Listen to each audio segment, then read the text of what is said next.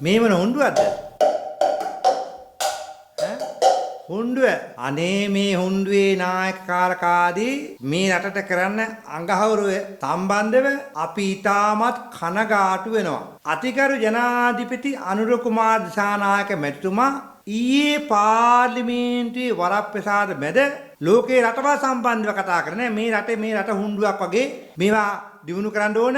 ඉතින් ජනාධිපතිතුමනි අද වෙන විට ලෝකේ අපේ රටට වඩා කුඩා රටවල් කොපමණ තියෙනවද? මේ රටවල් දිනු කරේ එම නායකයන්ගේ දක්ෂතාවයෙන්. මේ හුණ්ඩුවක් කියපු හුණ්ඩුවේ රටේ නායකයා එදා පොරකෑවා පාරේ තමුන්නාන්සලාගේ කට්ටිය පාරේ දාලා පන්දන් අල්ලලා ගොවියෝ විනාශ කළා නොයෙකුත් ආදී අරගල කළා.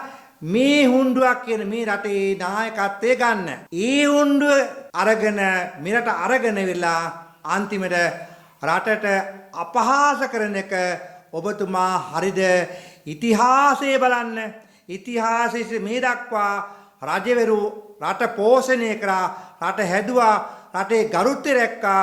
ඔබතුමා මම විශ්වාස කරනවා මම ජනාධිපතිතුමාට කිසිම වෙලාවක තරහකින් මම කතා කරන්නේ නැහැ. නමුත් පාර්ලිමේන්තුවට ගිහිල්ලා ජනාධිපතිතුමා මේ වගේ වචනයක් කිව්ව එක සම්බන්ධව ජනතාවගේ මහ විශාල අප්‍රසාදයක් තියෙනවා ඔබතුමා සම්බන්ධව. හුණ්ඩුවක් කියපු රටේ නායකයා අද වෙන විට මෙහෙම කතා කරද්දී විදේශකයන්ට නම් අපේ රට හුණ්ඩුවක් නෙවෙයි අපේ රාජ්‍යපාලකයන්ට මේක හුණ්ඩුවක් වුණාට ඔබතුමා මේ වගේ දෙයක් කියන්නට පෙර ඔය ලියලා දුන්න කට්ටියගේ ඔය කොලේ බලාගෙන කිව්ව එකේ අඩුම ගානේ ඔබතුමා මේවා ස්ටඩි කරලා කියන්න තිබුණා.